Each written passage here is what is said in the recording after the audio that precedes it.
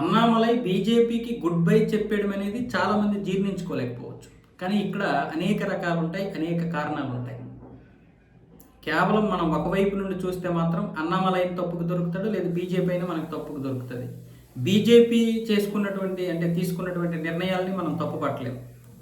అయితే ఇక్కడ బీజేపీ కొన్ని తప్పుడు నిర్ణయాలు తీసుకోలేదంటే తీసుకుంది. సౌత్లో ఇప్పటికే బలమైనటువంటి పార్టీ అంటే క్యాడర్ ఉంది, కానీ దాన్ని నడిపించలేకపోతుంది, దాన్ని ఉపయోగించుకోలేకపోతుంది. బీజేపీ నాయకత్వ లోపం స్పష్టంగా తెలుస్తుంది.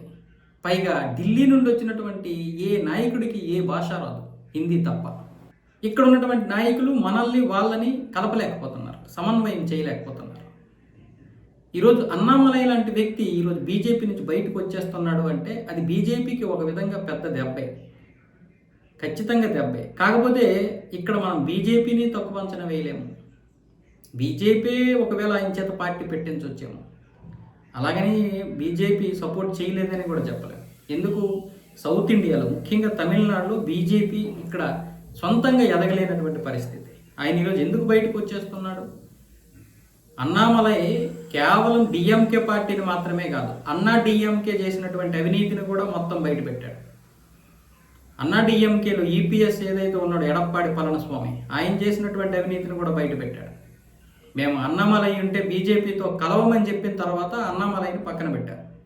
అయితే అన్నామలై ఇక్కడ ఆంధ్రప్రదేశ్ నుంచి రాజ్యసభకు కూడా పంపించాలని చూసినటువంటి పరిస్థితులు కూడా మనం చూసాం. బీజేపీ ఆ విధంగా ప్రయత్నాలు చేసింది అన్నామలైని రాజ్యసభకు పంపించడానికి. కానీ ఇప్పుడు అన్నామలై ఈ సంచలనమైనటువంటి నిర్ణయం తీసుకోవడానికి ప్రధాన కారణం బీజేపీకి మొన్న వచ్చినటువంటి సీట్లు, ఓట్లు చూస్తే ఇంకెప్పటికీ బీజేపీ ఎదగలేదు ఇక్కడ అని చెప్పి ఆయన ఇప్పుడు కొత్త పార్టీ పెట్టబోతున్నట్లుగా తెలుస్తుంది. అందుకే తమిళనాడులో చాలా ప్రాంతాల్లో అన్నామలై అన్బు కోట్టం పేరుతో అనేక పోస్టర్లు వెలిసాయి. అక్కడ అభిమానులు కూడా రకరకాల పేర్లతో పోస్టర్లు అంటించేస్తున్నారు. పార్టీల పేర్లు కూడా అక్కడ అనౌన్స్ చేసేస్తున్నారు.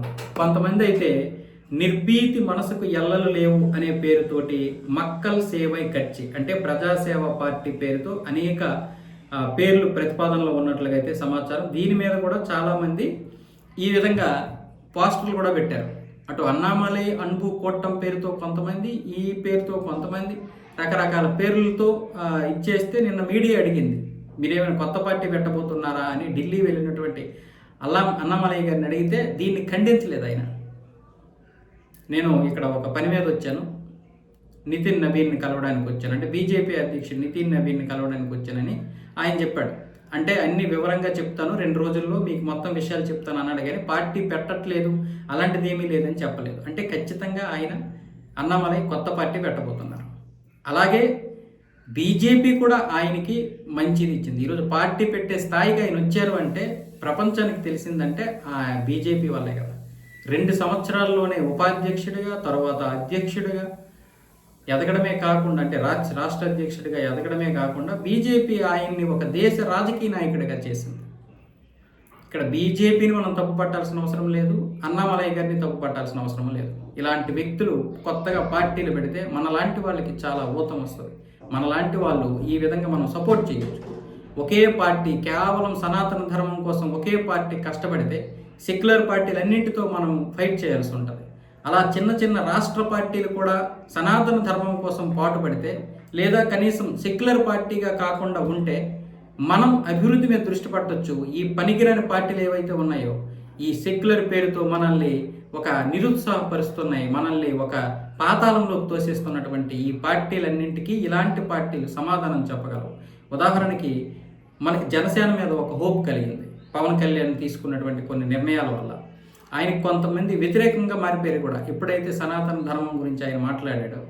ఆ విధంగా జనసేన ఇటువైపు ఇప్పుడు తమిళనాడులో అన్నామలై పెడితే మనకు ఒక ధైర్యం వస్తుంది, మనం వాళ్ళకి సపోర్ట్ చేయడానికి అవకాశం ఉంటుంది. ఎందుకు? బీజేపీ ఇక్కడ పూర్తిగా ఇది లేకపోతుంది, కోలుకోలేకపోతుంది, ఉన్న క్యాడర్ని ఉపయోగించుకోలేకపోతుంది. వాళ్ళకి ఇప్పుడు మనకు ఒక ప్లాట్ఫామ్ కావాలి, వాళ్ళకంటే మనకు ఒక ప్లాట్ఫామ్ కావాలి. ఆ ప్లాట్ఫామ్ ఒక అన్నామలై, ఒక పవన్ కళ్యాణ్ అయితే మనకి ఒక అవకాశం ఉంటుంది, మనం కూడా మాట్లాడవచ్చు, పోరాడవచ్చు.